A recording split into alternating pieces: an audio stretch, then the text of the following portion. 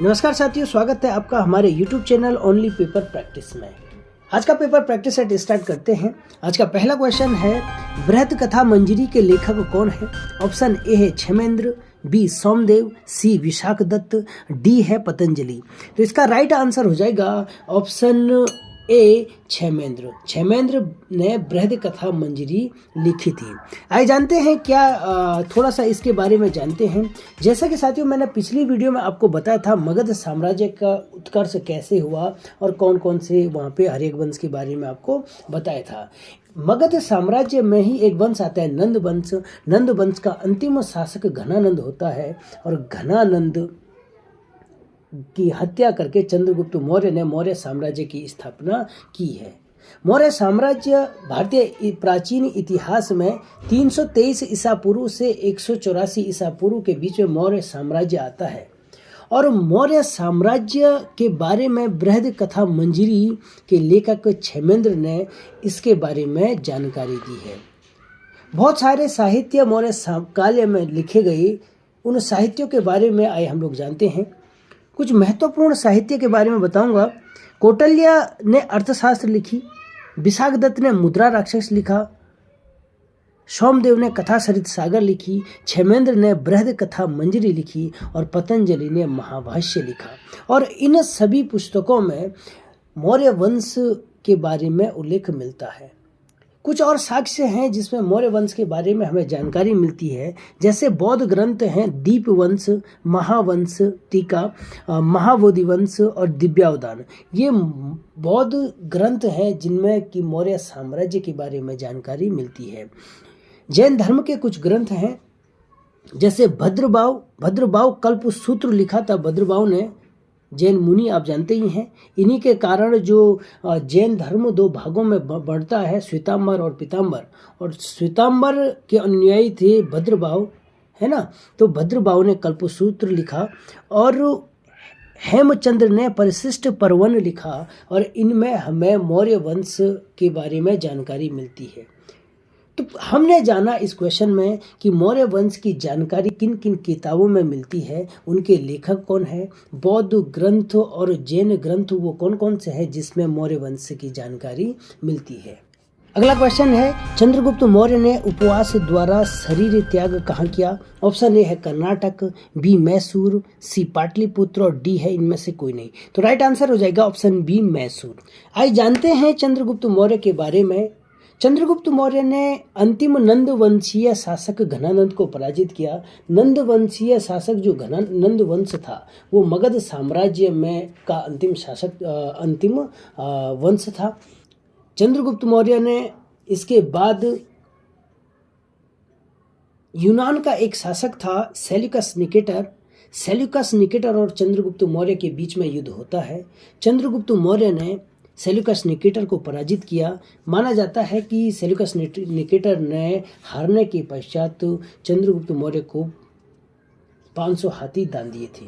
आगे चलकर Seleucus Nicator ने अपनी पुत्री का विवाह चंद्रगुप्त मौर्य से किया। चंद्रगुप्त मौर्य को उन्होंने दान में 4 प्रांत दिए। ये इनके नाम एरिया, जिसका अब वर्तमान नाम हेरात है, अराकोशिया वर्तमान नाम कांधार, जेड्रोसिया और काबुल, ये तीनों के तीनों राज्य अभी वर्तमान में अफगानिस्तान में हैं। अर्थात आप देखेंगे कि चंद्रगुप्त मौर्य का जो साम्राज्य था वो बिहार से लेकर और ऊपर कहाँ तक चला गया? अफगानिस्तान तक चला गया। इसके साथ साथ सेल्यूकस निकेटर ने अपने साथ अपने राजदूत के रूप में मेगस्थनीस को चंद्रगुप्त मौर्य के दरबार में भेजा। चंद्रगुप्त मौर्य के टाइम पर ही पाटलिपुत्र में प्रथम जैन संगति प्रारंभ होती है। जैन मुनि भद्रबाहु से चंद्रगुप्त मौर्य ने जैन धर्म की शिक्षा ली और बाद में संलेखना विधि, उपवास को संलेखना विधि भी कहते हैं। उसमें क्या होता है कि खान पान सब त्याग देते हैं और इस उपवास के द्वारा खाना छोड़कर अपना शरीर त्याग दिया था और ये हुई थी उनका शरीर त्याग की घटना हुई थी उनकी श्रवणबेलगोला मैसूर में। ये घटना घटी 298 ईसा पूर्व। तो साथियों हमने जाना कि किस प्रकार से मौर्य साम्राज्य का उदय होता है। आगे के पेपर प्रैक्टिस सेट में हम पूरा का पूरा मौर्य साम्राज्य कवर करेंगे। अभी देखते हैं नेक्स्ट क्वेश्चन। अगला क्वेश्चन है, मौर्य काल में लक्षणाध्यक्ष का कार्य होता था। ऑप्शन ए है माप तोल का अध्यक्ष, बी चारागाहों का अध्यक्ष, सी पासपोर्ट विभाग, डी है नमक अधिकारी। तो राइट आंसर हो जाएगा इसका माप तोल का अध्यक्ष। मौर्य काल में लक्षणा अध्यक्ष, ये एग्जाम में पूछा गया, उत्तराखंड पीसीएस में ये क्वेश्चन पूछा गया था। ठीक है, तो लक्षणा अध्यक्ष क्या था? माप तोल विभाग का अध्यक्ष था। आइए जानते हैं कि ये क्या थे। मौर्य काल में जो मंत्रिमंडल होता था, मंत्रिमंडल के अंतर्गत कुछ अन्य पदाधिकारी भी हुआ करते थे और इन पदाधिकारियों की संख्या 26 बताई जाती है, जिसमें से मुख्यतः क्या थे? लक्षणाध्यक्ष था, पूताध्यक्ष था, सीताध्यक्ष था, अकराध्यक्ष था। तो इनको आइए जानते हैं, आप स्क्रीनशॉट भी ले सकते हैं। लक्षणाध्यक्ष का काम था मुद्रा तथा टकसाल का अध्यक्ष होता था। पौताध्यक्ष को माप तोल का अध्यक्ष था, यानी माप तोल की जिम्मेदारी पौताध्यक्ष को सौंपी गई थी। सीताध्यक्ष बहुत महत्वपूर्ण है, राज्य के कृषि विभाग का अध्यक्ष था। अकराध्यक्ष खानों का अध्ययन था। सुनाध्यक्ष बूचड़ खानों का अध्यक्ष था। मुद्राध्यक्ष पासपोर्ट विभाग का अध्यक्ष था। देखो, आमतौर पे मुद्राध्यक्ष को हम मुद्रा तथा टकसाल का अध्यक्ष समझ सकते हैं, तो ये याद करना आपने, क्योंकि मैं भी उस एग्जाम में मुद्राध्यक्ष को क्या करके आया था, यहाँ पे जो लक्षणाध्यक्ष जो क्वेश्चन आया था, मैं भी उसे मुद्राध्यक्ष करके आया था। ठीक है, तो मुद्राध्यक्ष का काम था पासपोर्ट विभाग का अध्यक्ष। लवणाध्यक्ष जो था, लवणाध्यक्ष ये नमक, लवण है ना, लवण है, नमक अधिकारी था। संस्थाध्यक्ष था व्यापारिक मार्गों का अध्यक्ष।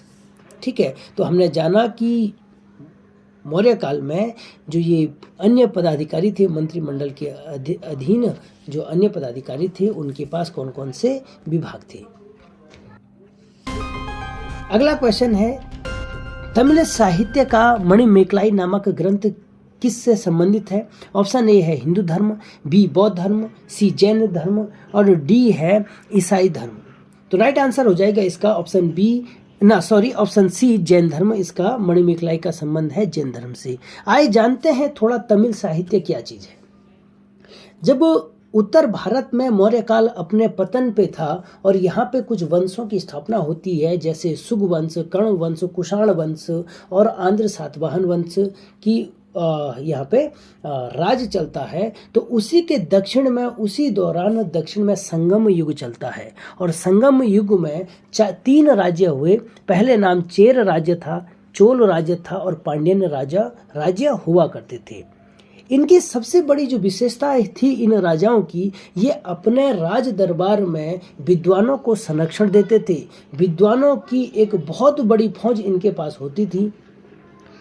उन विद्वानों की समय समय पर एक सम्मेलन होता था, जिससे हमने संगम नाम दिया। दक्षिण भारत के इतिहास में 3 संगम महत्वपूर्ण हैं, जो कि पांड्यन राजाओं के शासनकाल में 3 संगम हुआ करते थे। 3 संगम हुए। इन संगम जो हुए, इनमें कई संगम साहित्य लिखे गए। इनके जो रचनाकार हैं, इनको आप नोट कर सकते हैं। एक था जो महत्वपूर्ण था, तोल्कापियम था, जिसके रचनाकार थे तोल्कापियर। एक था शिल्पाधिकारम था, इसके जो रचनाकार थे उनका नाम था इलंगो आदिगल, इनका नाम था। एक था मणिमेखले, इनका नाम था शीतले सतनार, इनका रचनाकार था। सबसे महत्वपूर्ण एक और था एहनानुर और रुद्र शर्मन, इसका क्या था, रचनाकार थे। संगम कालीन जो तोल्कापियम रचना है, यह एक व्याकरण ग्रंथ है। संगम साहित्य में इसका बहुत बड़ा महत्व भी है ना। तो हमने जाना कि किस प्रकार से दक्षिण उत्तर भारत में जब सुग वंश, कर्ण वंश, कुषाण वंश चल रहा था, तो उसी के पैरेलल दक्षिण में संगम युग चल रहा था। आगे चलते हैं, अगला क्वेश्चन है, कल्पक्कम ऊर्जा संयंत्र किस राज्य में स्थित है? ऑप्शन ए है Tamil Nadu, B Kerala, D C Maharashtra और डी गुजरात। तो राइट आंसर हो जाएगा इसका ऑप्शन ए तमिलनाडु। तमिलनाडु में क्या है, कल्पक्कम परमाणु ऊर्जा संयंत्र है। कुछ परमाणु ऊर्जा संयंत्र और भी है हमारे पास, हमारे देश में, जैसे काकरापारा है, काकरापारा गुजरात में है। नेरोरा परमाणु संयंत्र है उत्तर प्रदेश में। कैगा है कर्नाटक में। तारापुर है महाराष्ट्र में। और कुड़नकुलम जो परमाणु संयंत्र है वो है तमिलनाडु में, है ना। तो कुड़नकुलम और कल्पक्कम ये कहाँ है, तमिलनाडु में।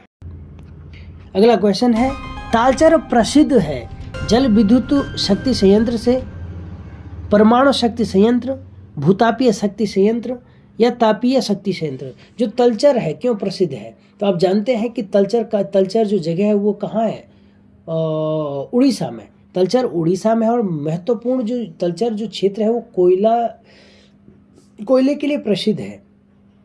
तो अगर कोयला के लिए प्रसिद्ध होगा तो स्वाभाविक है कि तापीय शक्ति संयंत्र होगा। तो राइट आंसर ऑप्शन डी होगा।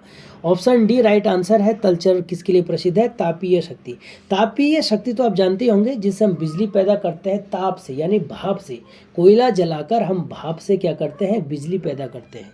ऊपर हम जो पढ़ा हमने 5वें क्वेश्चन में, वहाँ पे क्या था, परमाणु ऊर्जा से हम बिजली पैदा करते हैं। यहाँ पे हमने किससे पैदा किया, ताप से। ठीक है, तो तलचर किसके लिए प्रसिद्ध है, तापीय शक्ति से।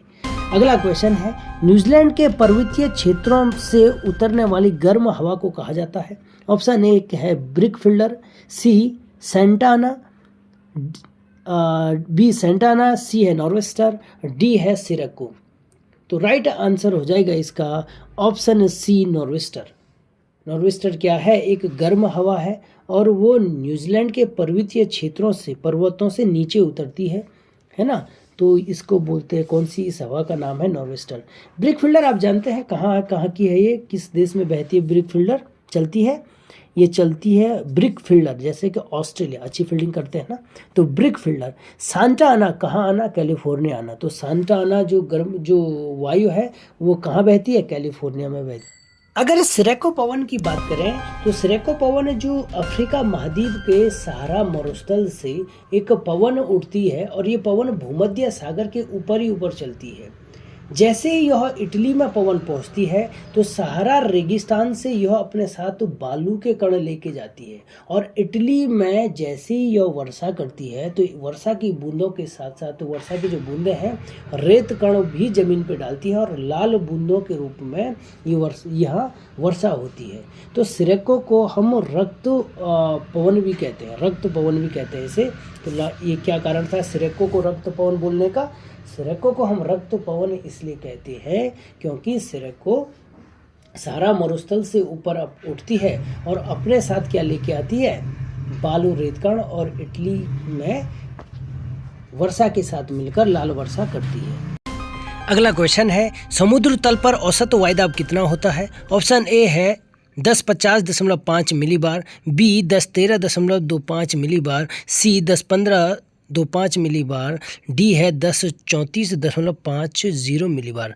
तो राइट आंसर हो जाएगा इसका ऑप्शन बी 1013.5 मिलीबार। अगला क्वेश्चन है, FIH महिला विश्व कप 2024 किसने जीता? ऑप्शन ए है Australia, B Netherlands, C Spain, D Bharat. तो राइट आंसर हो जाएगा इसका नीदरलैंड ने महिला हॉकी विश्व कप जीता।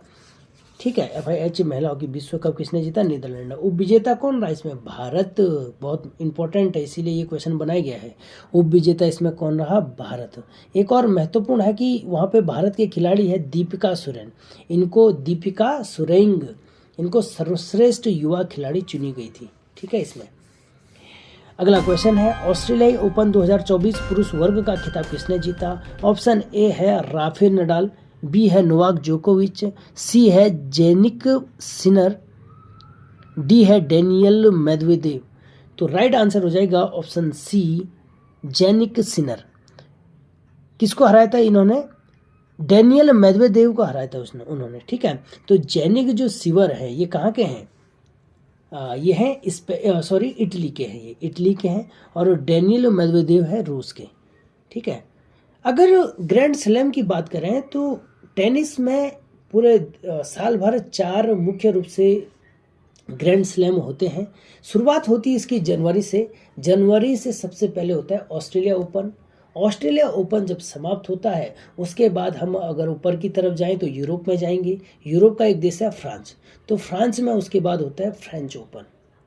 फ्रेंच ओपन जब खत्म हो जाएगा उसके बाद फिर हम ऊपर चलेंगे इंग्लैंड में, तो वहाँ क्या होगा? विंबलडन जब समाप्त होगा तब हम साल के अंत में हम जाएंगे यूएसए, वहाँ से फिर पश्चिम में जाएंगे तो क्या आएगा यूएसए। तो एक सिरे से हम लोग एक ही सिरे से हम जाते हैं। तो पहले हमने खेला ऑस्ट्रेलिया ओपन, फिर हमने फ्रेंच ओपन, फिर विंबलडन और लास्ट में यूएस ओपन हमने खेला।